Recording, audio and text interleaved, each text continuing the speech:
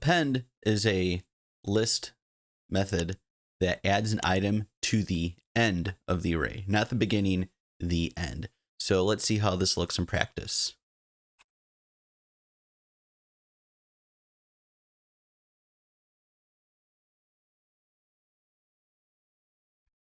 So up here we have a list. We have treats, chocolate, and Bernie, my dog. He's currently right next to me chewing. So if you hear him in the background, that's my lovely 12-pound dog. And so if we were to print out this list, it would be treats, chocolate, Bernie, my dog. No surprises there.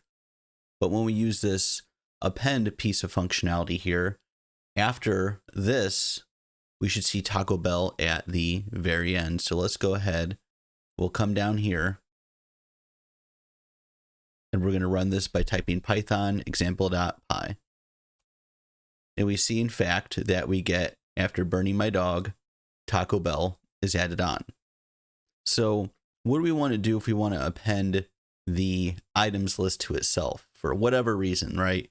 Sometimes it makes sense, sometimes it doesn't, but sometimes it's just nice to know what your moves are when working with lists. And so if we were to do something like this and move this down below, let's see what this gives us. And you see we have this right here. And that's obviously not the, the list of these items and then this one added at the end.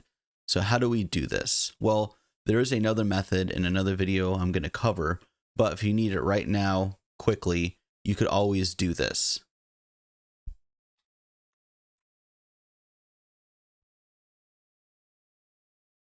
All right, so what we're doing right now is we're essentially just adding these two together into this combined items list, and that should fuse them together. So let's see this. And we see, in fact, we do get treats, chocolate, Bernie, my dog, Taco Bell, and then it repeats itself down here.